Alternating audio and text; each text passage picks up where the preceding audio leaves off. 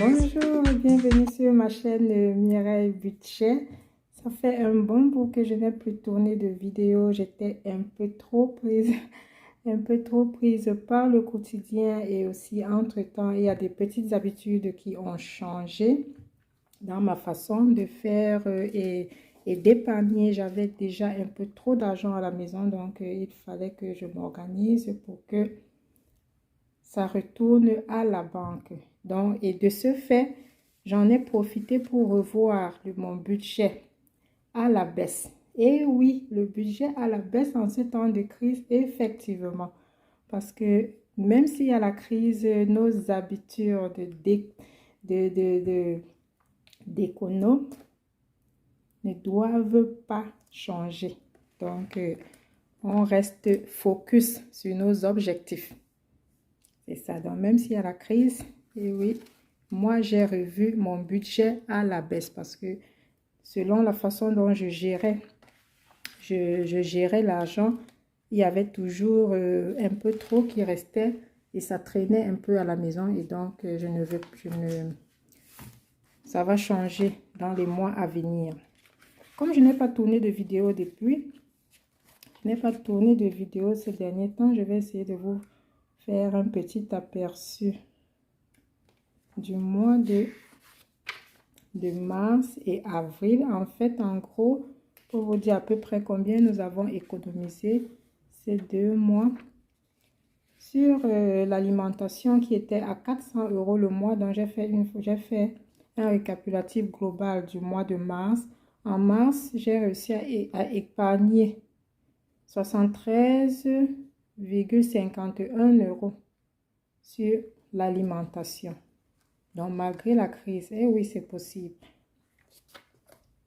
Et en avril, nous avons économisé 98,13 €.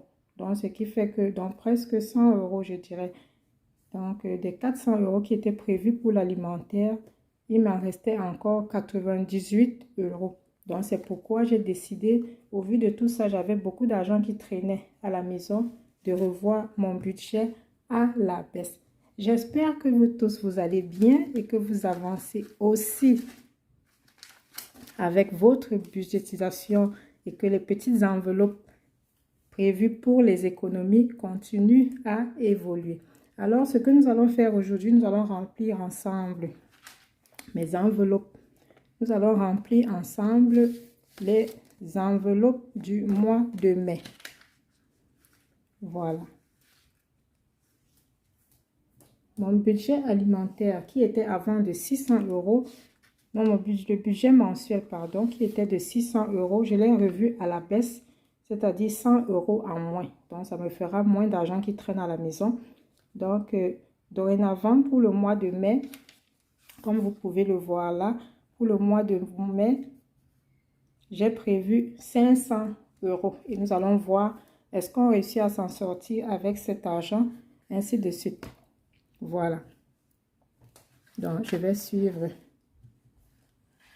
le plan. Voilà. Pour le mois de mai, j'ai prévu en alimentation 350 €. Il était de 400 € avant, mais maintenant, je prévois 350 €. Nous avons le 200.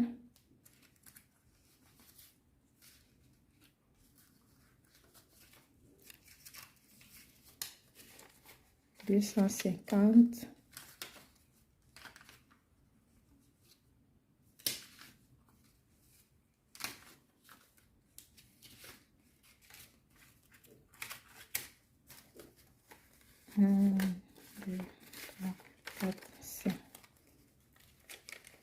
Voilà, 350 €. Donc, dorénavant, le budget alimentaire se lève à 350 € et je rappelle aux personnes qui ne me connaissent pas encore, je suis maman de 3 enfants.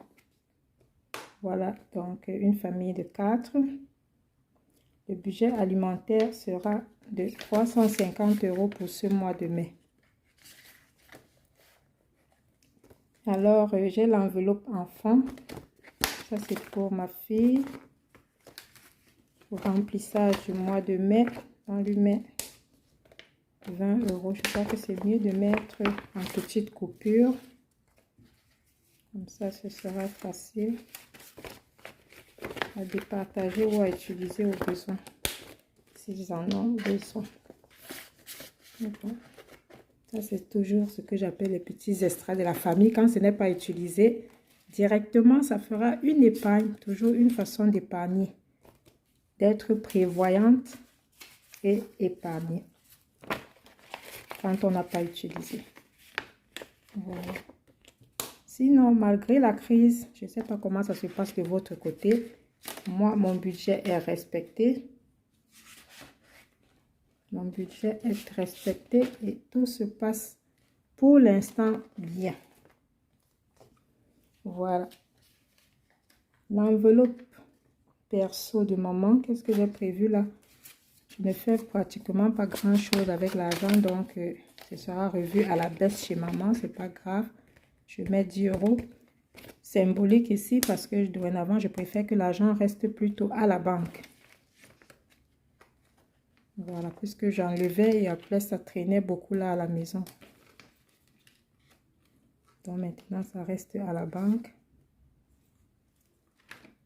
Voilà. J'ai l'enveloppe de bébé. Qu'est-ce que j'ai prévu pour bébé? 20 euros ce mois de mai.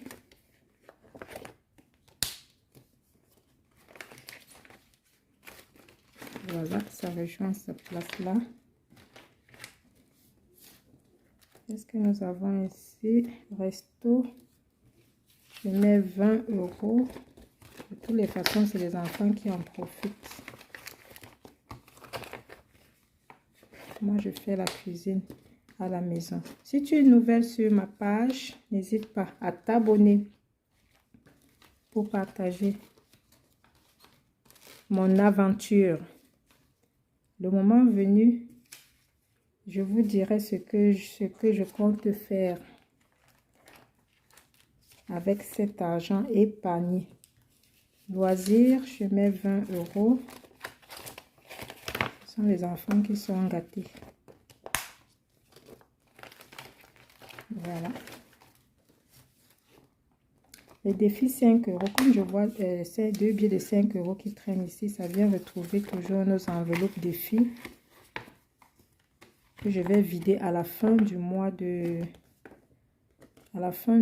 mai. Quand je ferai le bilan du mois de mai, on va vider ensemble, on va vider cette enveloppe et on verra combien il y a dedans déjà.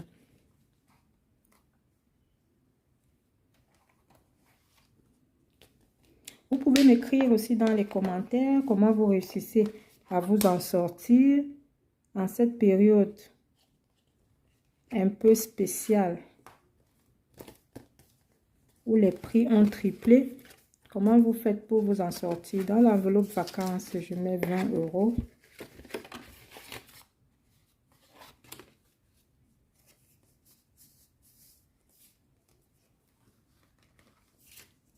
Et dans l'enveloppe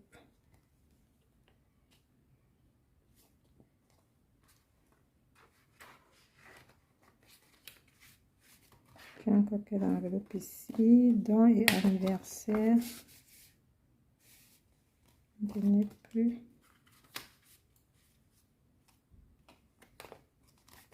Il y a une enveloppe que je ne retrouve pas là du coup.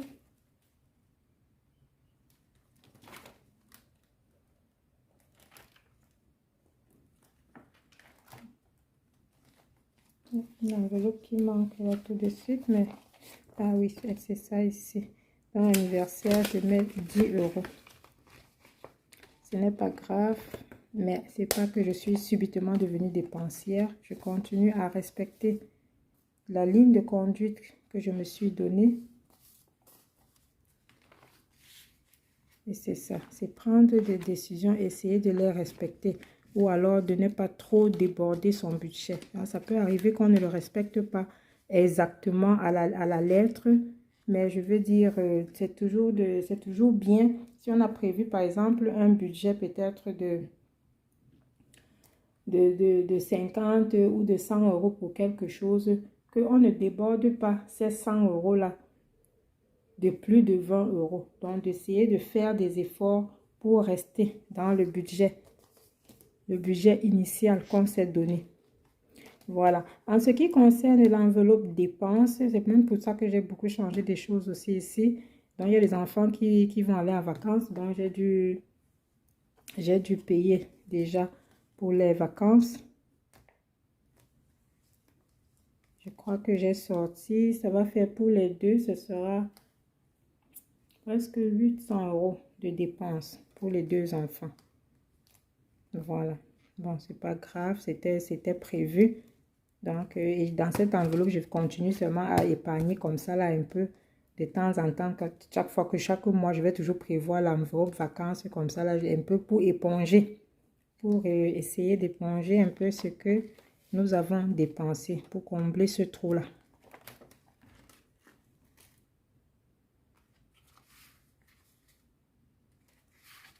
Voilà. Et de là, je crois que c'était tout pour cette partie remplissage des enveloppes du mois de mai.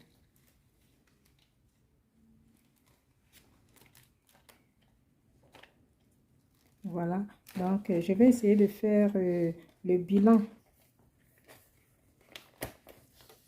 Le bilan parce que le budget à la semaine, c'est un peu difficile pour moi parce que j'ai tellement... Vous savez que entre être maman, maman seule et avec les enfants et travailler encore presque à plein temps comme je le fais vraiment, il reste très peu de temps pour faire des vidéos je sais pas, chaque jour, chaque semaine. Donc, ce sera un peu difficile. Je ne sais pas si... Mais ce qui est sûr, au minimum une fois, toutes les 2 semaines, je vais m'efforcer. Comme je recommence, je prends vraiment la chaîne maintenant. Hein, et avec vous. Et au sérieux, je m'excuse auprès de tous ceux qui commençaient déjà à s'abonner à ma page du manque de contenu qu'il y a eu. Donc, je suis là, je reviens et je vais faire des efforts. Alors, si cette petite présentation t'a plu, n'hésite pas à t'abonner, à liker et à partager la vidéo. Peut-être ça pourra intéresser quelqu'un d'autre qui a des difficultés à épargner. Ça pourra peut-être l'aider ou au moins lui donner des idées comment il pourra faire sa propre budgétisation. Et je vous rappelle qu'il ne faut jamais simplifier. Égal le petit effort que l'on fait. Donc, ne regardez pas les chiffres des autres. Les chiffres des autres, ce n'est pas important. C'est les efforts que chacun fait. C'est les efforts que chacun fait. C'est ça qui est important. Tu fais des efforts pour changer ton mindset, pour changer ta façon, ta relation à l'argent. Voilà.